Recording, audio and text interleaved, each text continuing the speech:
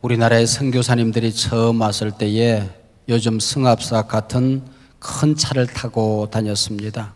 한 선교사님이 시골길을 운전하고 가는데 시장에 다녀오는 할머니 한 분이 무거운 짐을 머리에 짊어지고 힘들게 길을 가고 계셨습니다. 선교사님이 옆에 차를 세우고 할머니 어디까지 가세요? 그래서 할머니 뒷차 타세요. 그래서 이제 뒷자리에 앉았습니다.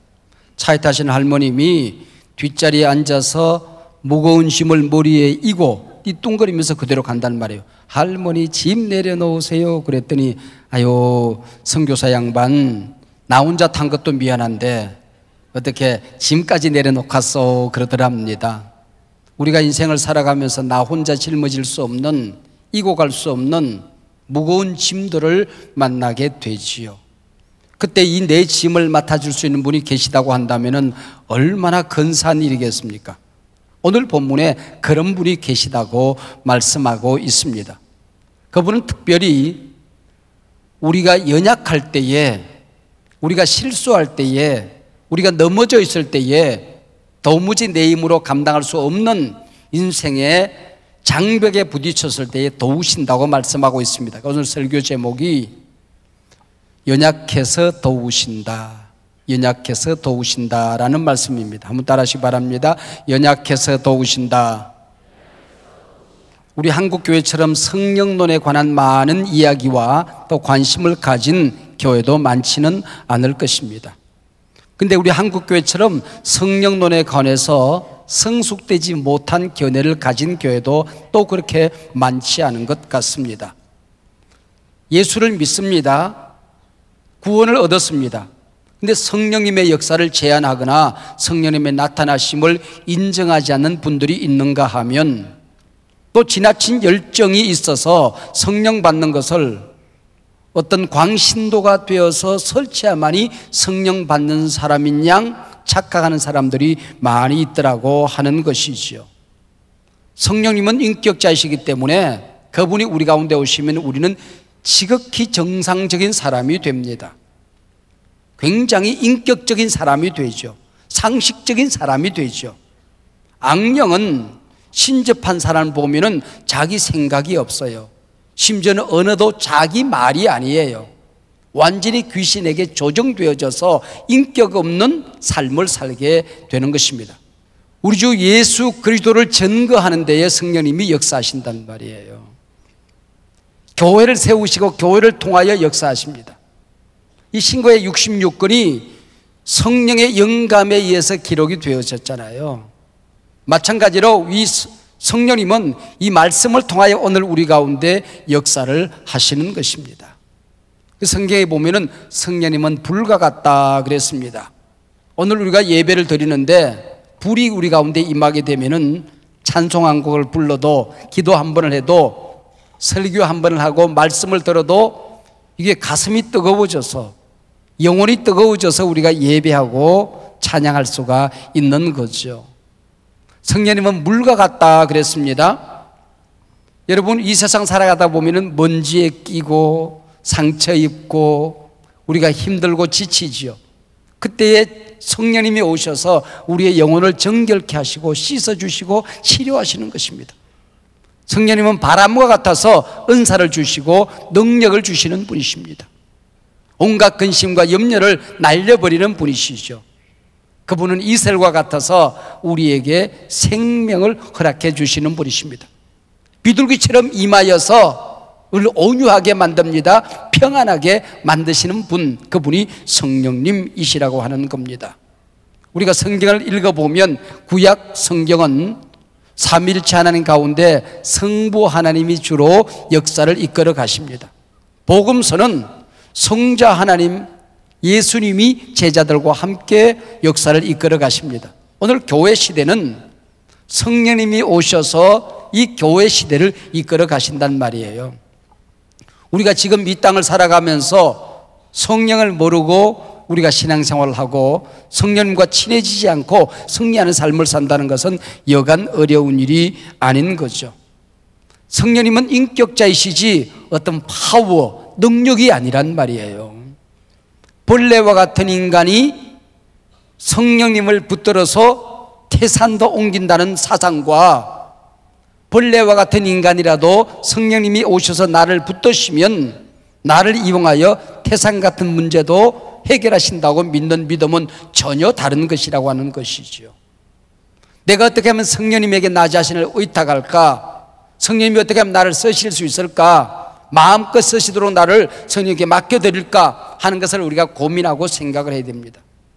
참 감사하고 다행스러운 일은 내가 붙들어서 마음껏 능력을 행할 수 있는 그런 힘이, 그런 성령님이 내게 안이 계시다고 하는 것입니다. 부족한 종이 만약에 마음껏 능력을 발휘할 수 있는 그런 권능, 힘이 있다고 한다면 아마 큰 죄를 범하고 말았을 것입니다. 많은 사람들에게 오히려 상처를 주고 말았을 것입니다. 그런 힘이 우리에게 없다는 게 얼마나 감사한 일입니까? 온전하신 그분이 우리의 주인이 되셔서 우리를 붙들어서 천국으로 우리를 인도해 가시는 것이죠. 그분은 나의 모든 것을 알고 계십니다. 지나왔던 모든 삶 속에 내가 성령님을 얼마나 사랑하고 사모했는지, 얼마나 어려운 인생의 걸음을 걸어왔는지, 여러분들에게도 그런 일들을 감당할 수 있도록 여러분 나름의 비전이 있잖아요. 여러분 나름대로 사명이 있잖아요. 걸어가야 될 인생의 걸음이 있잖아요. 그걸 도와주기 위해서 다른 보혜사를 보내주신다 그랬습니다. 또 다른 보혜사. 그럼 보혜사가 먼저 한 분 오신 것 같아요? 예수님이지요. 제자들 곁에 함께 하셨던 그분, 우리의 죄의 문제를 해결하신 그분, 구원 문제를 해결하신 그분, 죽음 문제를 해결하신 그분, 그분이 보혜사이시죠. 이제 그분이 부활하셔서 승천하신 다음에는 성령님을 우리 가운데 보내주셔서 우리가 천국에 승리하며 도달할 수 있도록, 우리에게 주어진 일들을 기쁨으로 잘 감당하며 살 수 있도록 또 다른 보혜사를 우리에게 주신다 그랬습니다. 연약함, 이거는 오히려 피조물다움이라고 어떤 신학자는 얘기를 했습니다. 인간다움이라고, 약하기 때문에 인간이라고 설명을 했습니다. 그래서 질그릇과 같다 그래서 성경은, 인간은 질그릇이다. 여러분 질그릇을 써보셨습니까? 저희들 어릴 때는 집안에 장독, 질그릇이 꽉 차 있었습니다. 저는 어린 시절 시골에서 보냈잖아요. 밤중이 되면은 전기불이 없는 동네니까, 호롱불 밑에서 살았으니까 깜깜해집니다. 그러면 어린 친구들이 모여서 숨바꼭질을 해요. 술래가 나무에 고개를 숙이고 무궁화꽃이 피었습니다를 10번 합니다. 그 사이에 어디 숨어야 돼요. 제가 좀 날렵했겠습니까? 제가 달려가서 어떤 집의 담장을 휙 홍길동처럼 넘어서 쫙 앉았습니다. 마침 그 자리가 장독대였습니다. 큰 장독 하나가 퍽 하고 깨지더라고요. 집안에서 누구야 하고 문을 탁 여는데 도망가야 되지 않습니까? 도망가는데 한 걸음 내디딜 때마다 장독이 하나씩 깨지는 겁니다. 간장도 깨졌다가 된장도 깨졌다가 고추장도 깨졌다가, 우리 어머니가 그거 물어주는데 몇 개월 걸렸습니다. 그래서 제가 어릴 때에 그거 물어주고 성경의 귀한 진리를 깨달았죠. 아, 질그릇은 쉽게 깨지는 거구나, 이걸 배웠습니다. 이게 인간이라고 하는, 이게 인간이라고, 이렇게 허무한 게 인간이라고 하는 거죠. 그래서 다윗은 하나님만이 우리의 체질을 아신다 그랬습니다. 서음인 태음인 그런 체질이 아니라 우리가 약점이 누군지 이걸 안다는 거예요.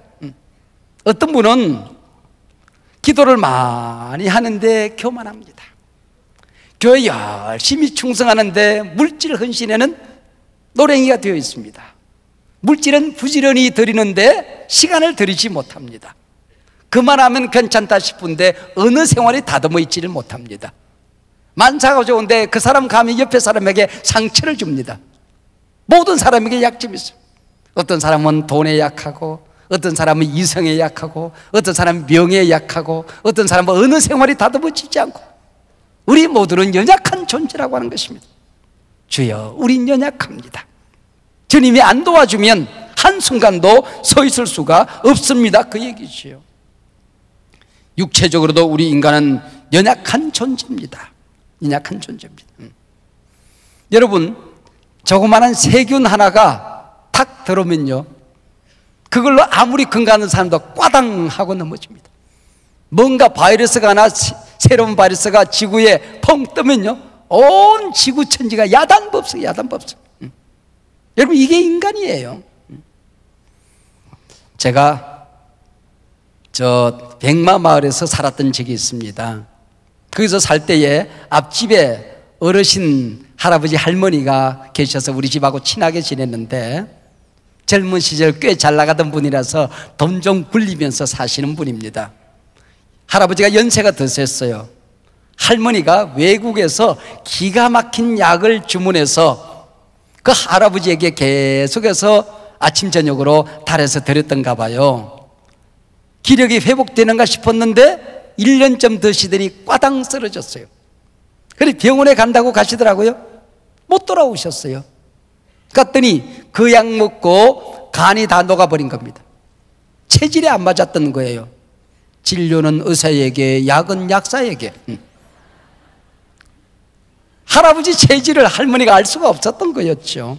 내 자식의, 내 배우자의 체질을 우리가 알 수 있겠습니까? 육체적으로 건강한데 이게 정신적으로 연약한 사람들이 많이 있습니다.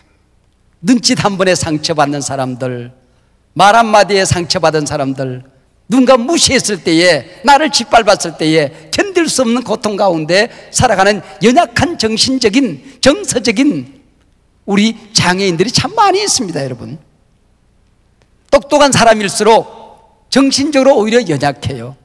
나폴레옹도 세계를 정복했지만은 집에 오면은 아내 무릎에 얼굴을 파묻고 항상 울었다고 그러지 않습니까? 영적으로 연약합니다. 여러분, 각자 자기 자신이 마귀가 살짝 건드리면 꽈당 넘어지는 영적인 연약함을 우리는 가지고 있는 거죠. 이 연약함을 어떻게 하면 좋습니까? 하나님은 우리 인간이 연약하다는 사실 때문에 우리를 버리시지 않는다 말씀하셨어요. 연약성 때문에 우리가 실패자로 살 수밖에 없다가 아닙니다. 오히려 연약하기 때문에 하나님이 우리를 도우신다는 거죠. 연약해서 도우신다는 겁니다. 연약해서. 우리 교회에 와서 부흥회를 인도하셨던 그 이중표 목사님이 그때 우리 교회에서 재미있는 간증을 하신 기억이 제 속에 있습니다.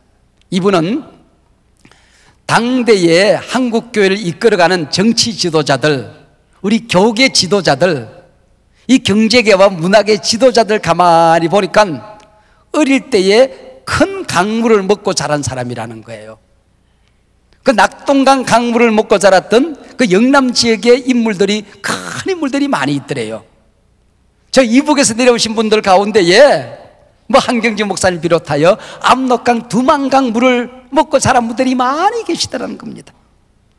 그리고 한강물을 먹고 자라던 큰 인물들이 많이 있더라는 거예요. 근데 당신은 만경강 또랑물을 먹고 살았대. 만경강이 어디 있는지 모르겠어요. 호남 지역 어디 아마 어느 지역에 만경강이라고 있는 모양이에요. 그 만경강 또랑물을 먹고 자랐으니 나 같은 사람이 어찌 큰 인물이 되겠노라고 절망하고 있었어요. 하나님 앞에 한탄을 하고 있었답니다. 근데 요한복음 7장 35절, 36절, 37절, 39절까지 읽다가 큰 강물을 발견하게 된 것입니다. 정아, 낙동강물이 문제가 아니다.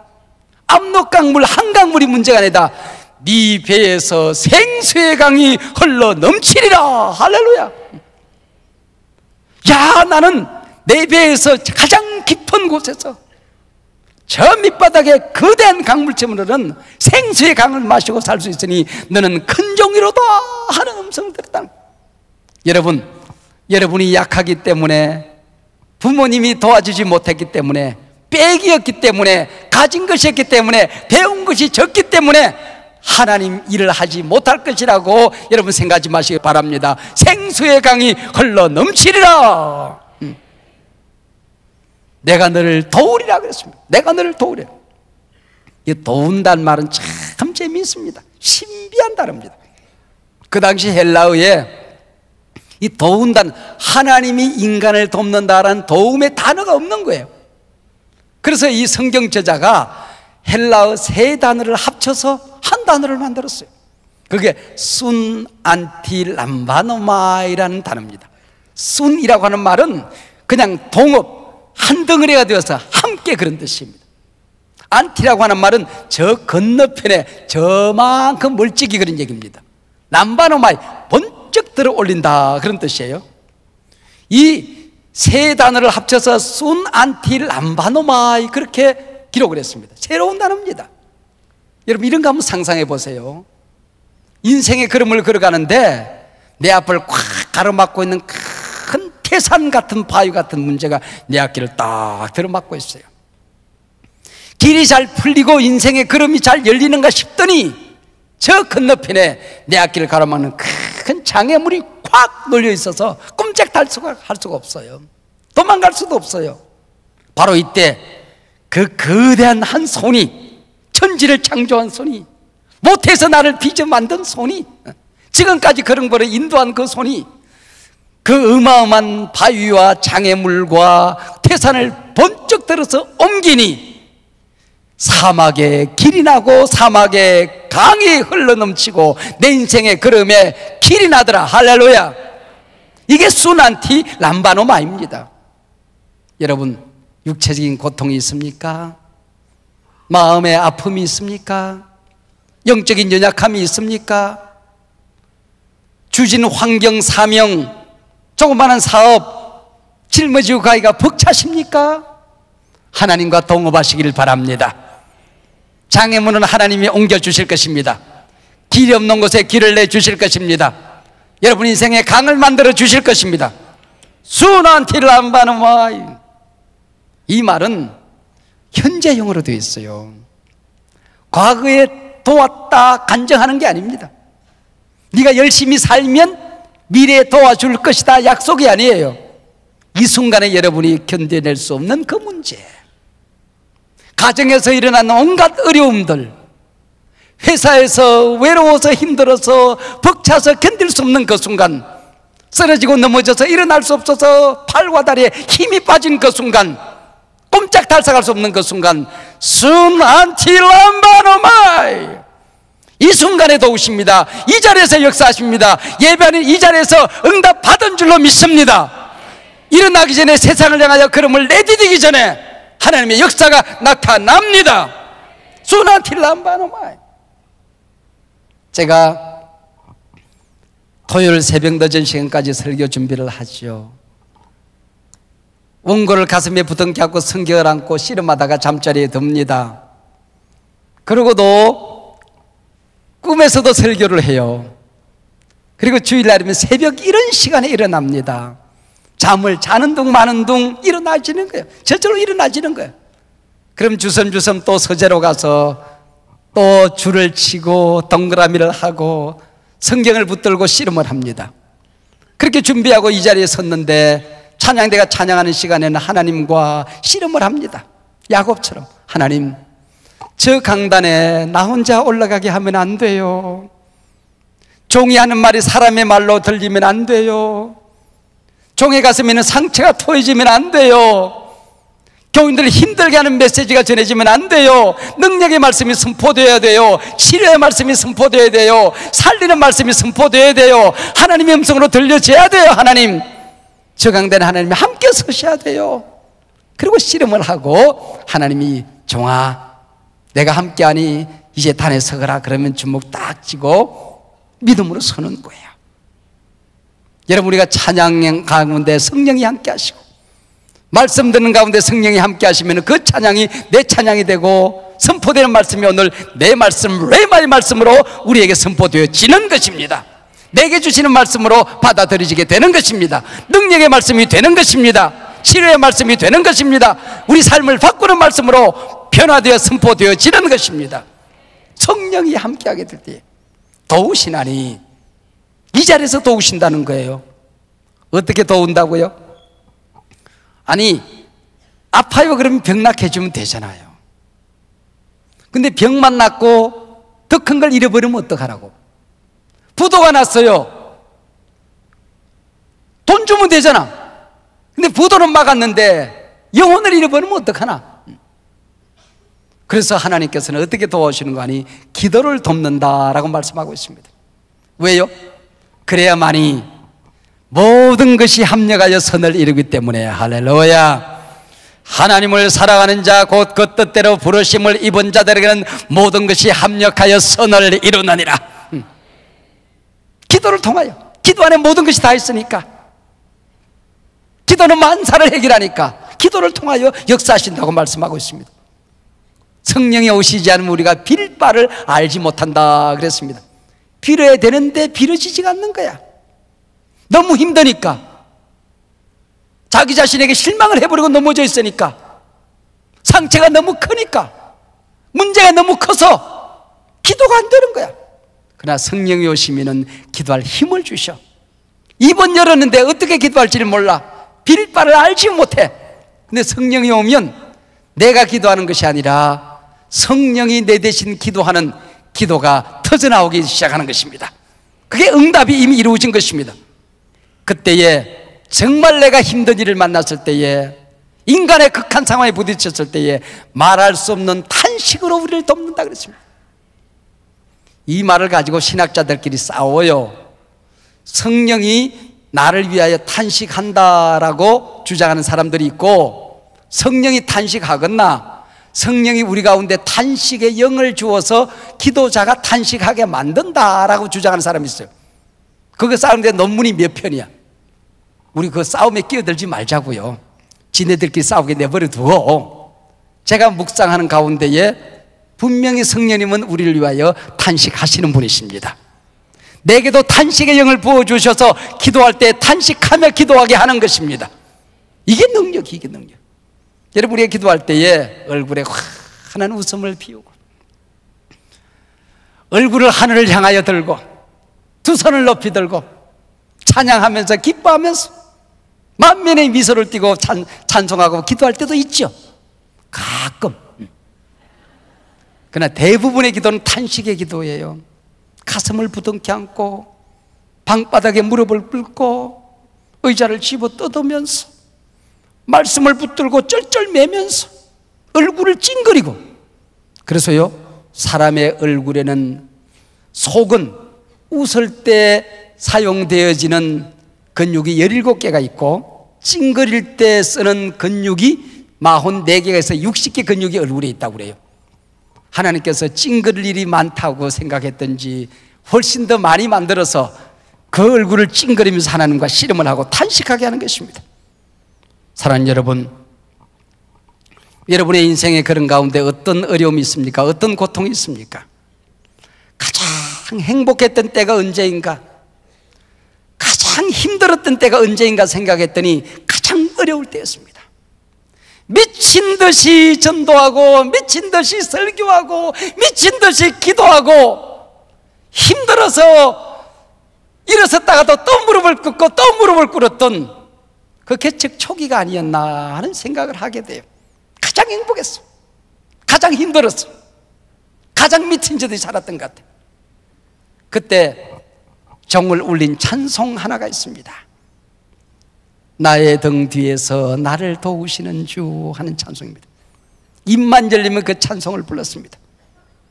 나의 인생길에서 지치고 고나여 매일처럼 주저앉고 싶을 때 나를 밀어주시니 종아 일어나라, 한소망아 일어나라, 한국교회 너 넘어지면 안 된다, 한국교회 일어나라, 나의 등 뒤에서 나를 도우시는 주. 조금 평안할 때는 보이지 않다가 지치고 또 고나여 넘어질 때면 어느새 성큼 다가와 손 내미시네. 아들아 일어나라, 한소망 일어나게 될 것이다. 이대로 주저앉지 않는다. 한국교회 이대로 망하지 않는다. 내가 너를 도우리라. 나의 등 뒤에서 나를 도우시는 주.